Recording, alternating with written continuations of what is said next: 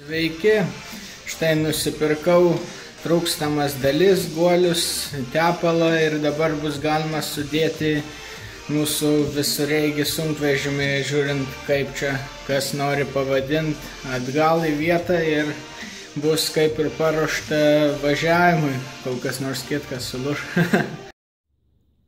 Taip, pirmas dalykas, žinoma, diferencialas, kuriuo pasirūpinsim. Pirkau guolius, reikia tik 2, bet pirkau 6, nes, kaip sakant, pigiau išeina vienam ir bus, jaučiu, galiniam diferencialui, kurį gal irgi išrinksiu, bet šito nerodysiu, nes jis iš esmės identiškas priekiniam.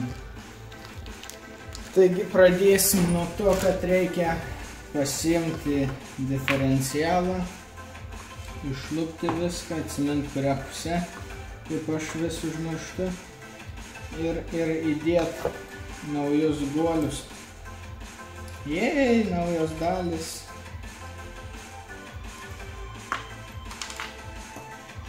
Dar vienas dalykas, varžtą reikia nuvalyti su kokiu nors acetonu ar kažko tai, kad Loctitas priliptų, nes kitaip bus figny ir atsisuks ir nebus tikrai smagu tada, nes vėl gali nusidrožti kas nors.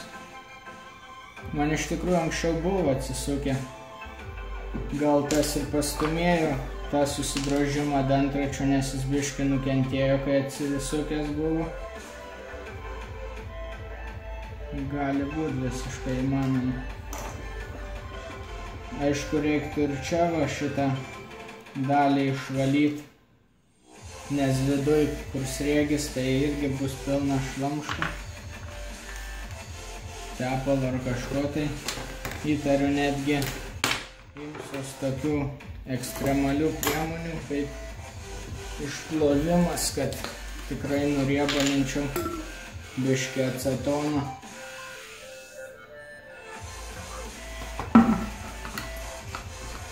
Kaip ir sakiau apie šepetį vėlinį pirmoji daly, taip ir sakau, jei esat labai ekstremalus, galite gerti šitą dalyką. Toliau įmesiu šičia, jaučiu ir varžtą įmesiu, ir tegu jie ten biškį pamirksta galbūt.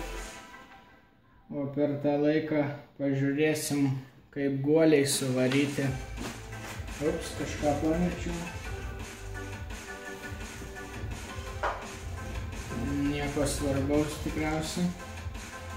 Tikiuosi.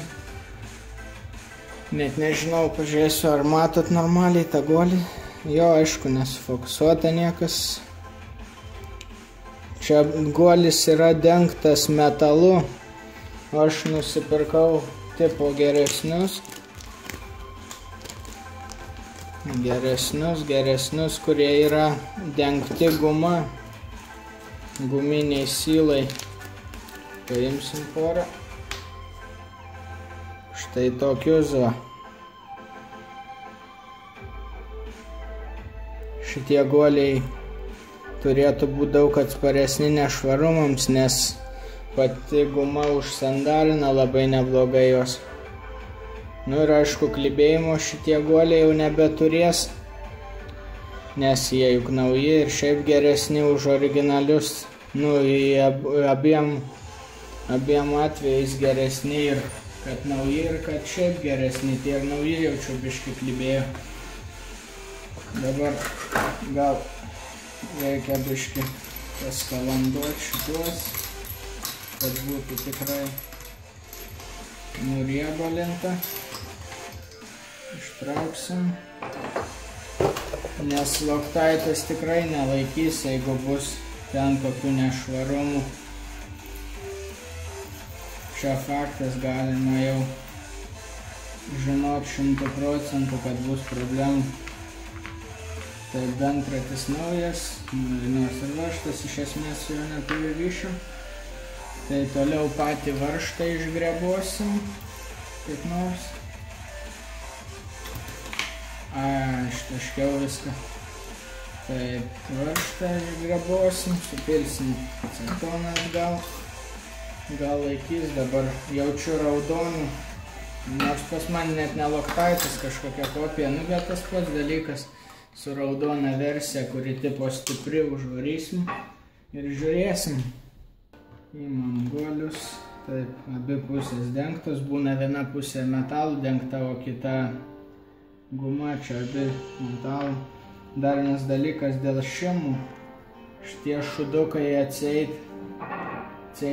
turi būti abu viduje, bet taip sudėjus man labai prastai sukosi, tai net nežinau.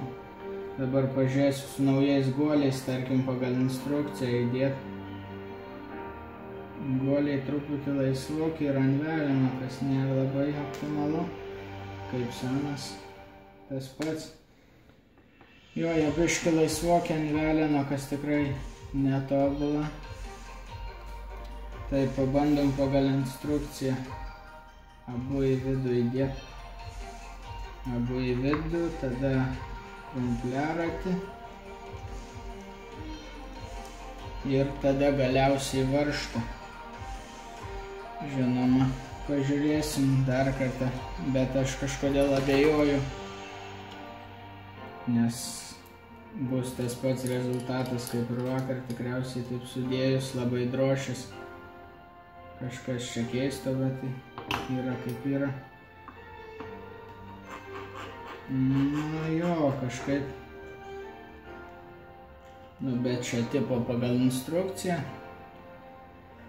Nu, net nežinau, kaip man šaltai. Nes jaučiasi totaliai drožimas toksai.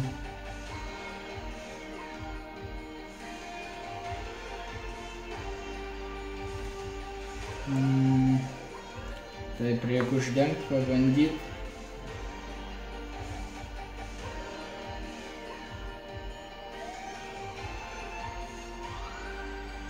Nors iš kitos pusės laisvumo truputį yra, tai net nežinau. Gal reikia bandyti pagal instrukciją sudėti, jie vis tiek turėtų rasti savo vietą, nėra čia tokio stipraus, kaip sakant, pasipriešinimo. Tai ką žinau, gal bus gerai. O dėl veleno laisvumo guoliuose, tai net nežinau. Galvoju, gal mėlynu Loctite'u biškį jos. Vis tiek šitą dalį irgi reiks keisti. Galiausiai tai nu bendrai kaip tik neoptimalu prie dalies, kurią reiks keisti, priklijuoti guolius, bet mėlynas nepriklijuos taip jau stipriai, aš manau. O gal priklijuos, nežinau. Iš tikrųjų.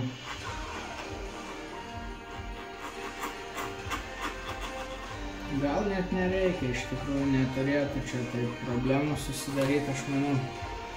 Toliau galima surinkti kaip reikiant ir reikia pasimti man štai ką aš naudoju, čia tas pats kas Loctite'as iš esmės.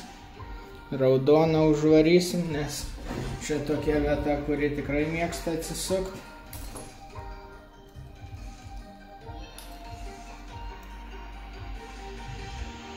Šitie visi sriegių fiksatoriai ypatingi tom, kad jie iš esmės kaip klijai, kurie kietėja tada, kai nėra oro.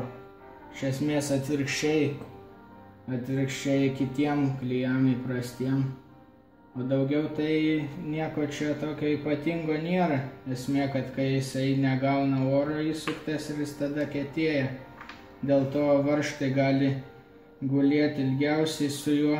Būna kai perki, ką nors būna jau uždėta. Pamečiau vieną šimą, dabar nepatogu labai uždėti. O, gerai. Ir nekietėja, nors būna uždėti labai ilgai. O kai įsuki, tada sukietėja per 15 minučių. Tik nežinau, kada pilną tvirtumą pasiekia, gal dėl viso ko reiktų 24 valandas palaukti tiesiog. Užsuksiu labai stipriai. Tikėkime, kad neatsisuks. Dabar galima šitą įdėti į vietą.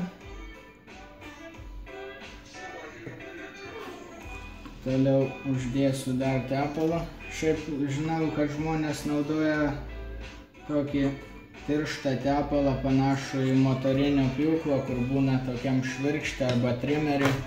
Tai gal tokį, kada reiktų pabandyti, bet neturiu po ranka, tai turės ir šitas. Tik plus šitas mažina dulkių pritraukimą, kitaip negu kiti tepalai, kurie kaip tik skatina prilipti nešvarumus. Tai bus gerai, aš manau. Dabar galima bus uždėti atgal viską, pažiūrėti, ar nėra nešvarumų viduje, ar ant vietų, kurios liečiasi. Panašu, kad tvarkoj. Taip, Loctitas uždėtas, šimai uždėti, viskas vietose, uždarome. Ir tada bus galima viską susukti. Turiu pabaigtą surinktą diferencialą. Dabar bus galima jį tiesiog įmontuoti atgal. Žinoma, nepamirštant veleno, nes kartą buvau pamiršęs. Taip įdedu, žiūriu, ups, nebėra. Taip, šitaip kažkaip reikia sukemšti.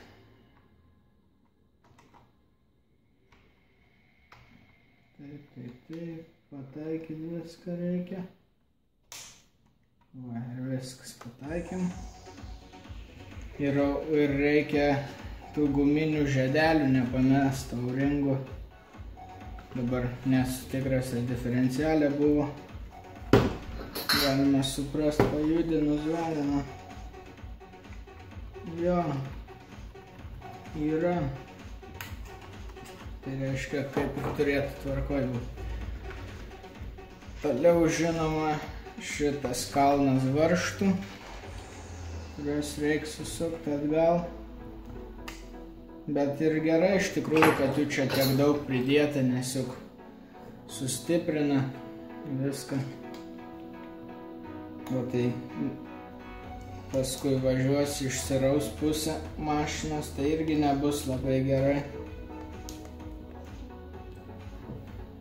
Aš mėgstu jos sukti, taip kaip sakant, išdalindamas. Vienoj pusėje prisuku, kitoje, arba šiaip iš vis net nedaveržiu iki galo.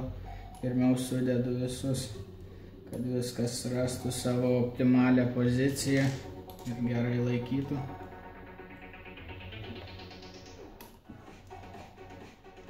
Patinka man, kad šita mašina turi aliumininį dugną, kuris labai tvirtas.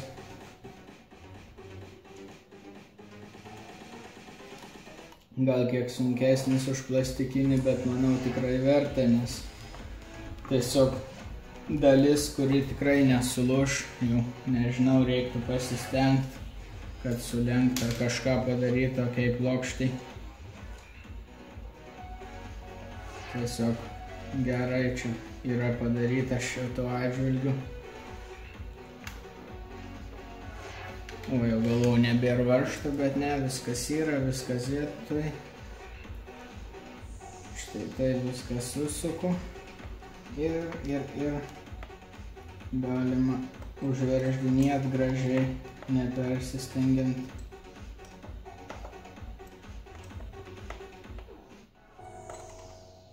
Iš esmės jaučiasi, kada pradeda jau spausti normaliai, taip ir reikia sustot, kad nepersistengt paprasčiausiai. Mėgstu visus praeiti ir patikrinti. Ir tada būna viskas normaliai. Toliau galima viską atversti, pasiimti įprastinę dėžutę. Bum. Ir galima bus sudėti priekinę važiuoklę atgal.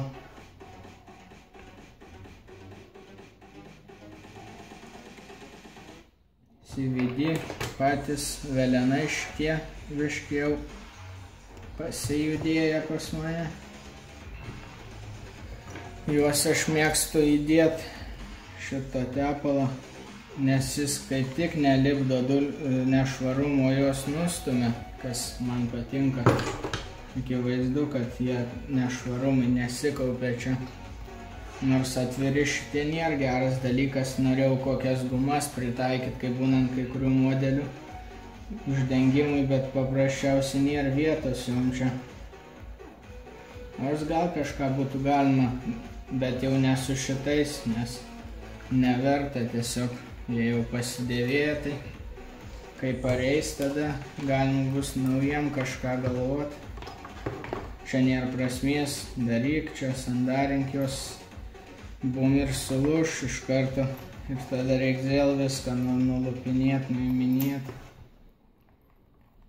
Kas mane stebinant, kiek geros būklės šitie išėjimo kupai, o įėjimo į diferencialą tiesiog suvalgytas, aišku, ant dviguba jėga, bet vis tiek kažkaip tie minkšti, galvoju, upgraidinti CVD irgi centrinius velnius, tik vienas galas dogbaunas lieka.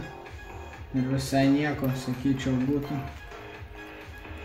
Čia irgi reikia taip sudėti, kad viskas įsidėtų į vietas. Taip, kur mano skersinis šitas priekiai, amžiais užmirštu, kuriais pusė vedasi. Taip, uždėjau iš tikrųjų teisingai. Nors kartą reikia sukti savo tuninginius varžtus.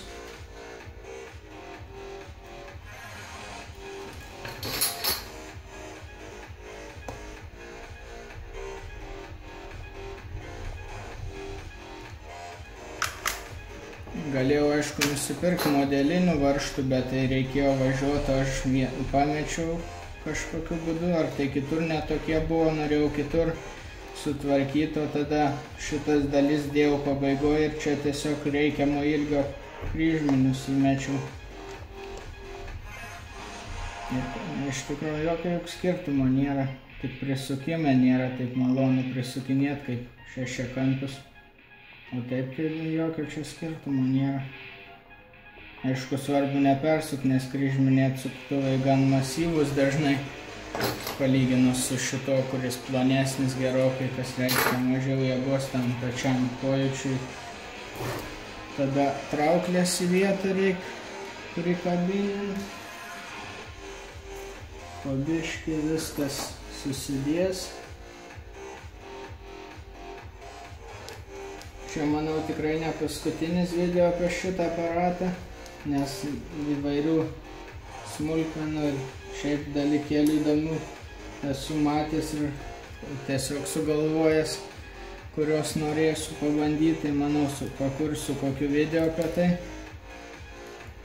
Žiemai taip pat darysiu iš jo kaip ir bagį, bus tik tiek priekio, jokių bamperių, nieko, aišku, dar amortizatorių laikikliai ir nusims visą kitą, nuo galo bamperiai nusims ir bus iš esmės SCB gausis short course buggy, yra toks prikolas dabar.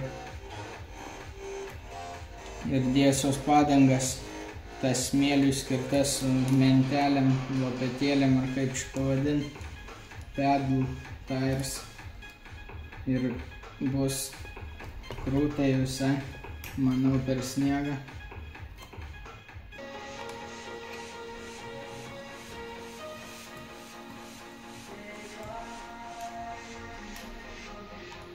Viskas gražiai įsisuka į vietas.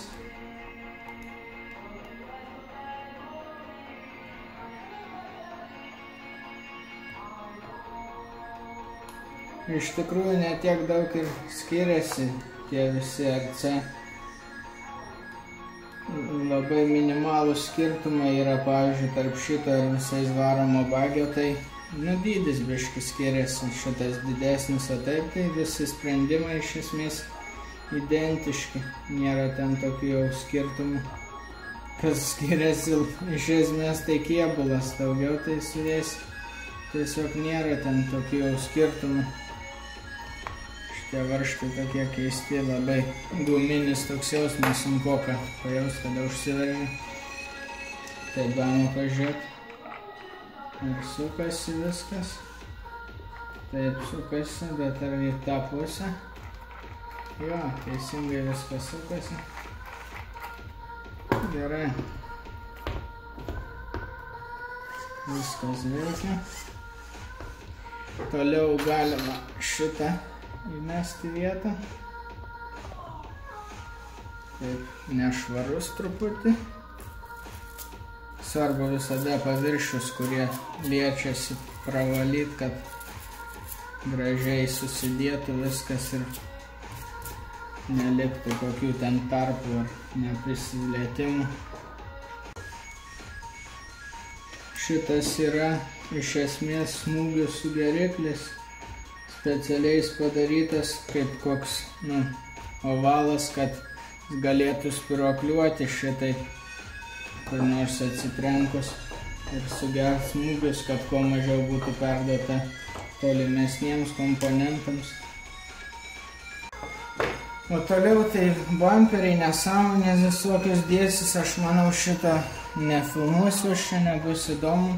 Geriau dabar imkimės amortizatorių. Dabar amortizatoriai nuėmiau žinoma spiruoklę. Ir galima tiesiog atsukti ir pripilt. Nėra čia jokio, kaip sakant, mokslo šitame, jokių prikolų sudėtingų. Tiesiog paimam tepalą ir pripilam. Nepatogioj pozicijoje aš dabar, kad parodyt galėčiau. Tai biški sunku pilt. Žodžiu, visas prikolas pripilt, bet nepilnai. Reikia palikti šiek tiek vietos. Kažką numečiau. Pačiam viršui reikia nepilti iki pat krašto, palikti, ką žinau, kelis milimetrus, nes yra šitas dalykėlis, išsterliojau, kuris išsikiša. Čia yra oro puslė, kuri leidžia erdvei viduj padidėti, kai stūmoklis užima turi, kai susispaudžia amortizatorius. Tai reikia palikti maždaug jam vietos ir tada galima jau užsukti ir pažiūrėti, kas čia gaunasi. O gaunasi visai gerai. Amortizatorius lėtai stumiant turi neturėti kažkokio belenkokio didelio pasipriešinimo. Ir taip pat abu amortizatoriai, pora, kurią dedat į priekį ir galą, turi grįžti kuo vienodesniu greičiu ir susispaust su kuo panašesnė jėga, spaudžiant pamažu. Spaudžiant greitai jie žinoma kietėja, nes tokia esmė amortizatoriaus. Tai va taip paprastai. Iš tikrųjų galima prieš užsukant kamštelį dar palikti kokiam 20 minučių, kad burbuliukai oro pasišantų ar panašiai, bet man tai ganėtinai dzin, tai nenoriu čia laukti. Bet turėtų atseit geriau būti tokiu būdu. Tai va tiek su amortizatorium galima dabar antrą užpildyti ir sumontuoti į vietą juos. Mano amortizatoriai turi šitą reguliavimą, galima pareguliuoti kietumą, bet įtariu, kad teks ant minkščiausio naudoti, nes jie ir taip gan kieti. Du amortikai, kaip ir sakiau praeitam video, pačius šitos galus užsukau biški daugiau, kad jie sutrumpėtų nors kiek. Ir tikiuosi, kad pavyks pritaikyti dabar. Dabar tai reikia pasimti mašiną ir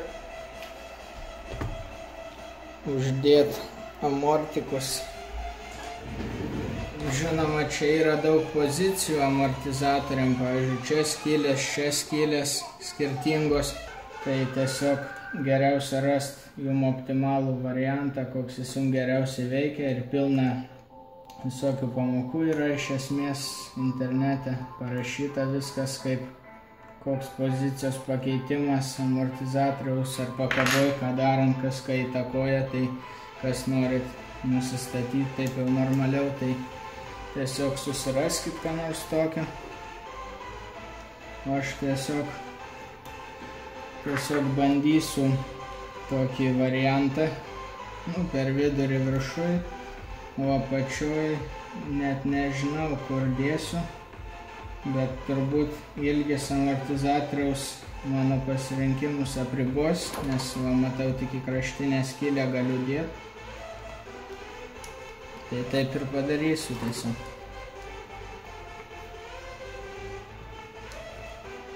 Gali tekt pakeisti spyruoklės minkštesniem, bet ne tragedija. Spyruoklė dvi turbūt galima už eurą rasti ar panašiai. Jeigu jau bus per kieta, kas įtariu, kad gali būti. Nes labai dvelkia tum dabar. Nes va kaip keliasi iš karto priekis.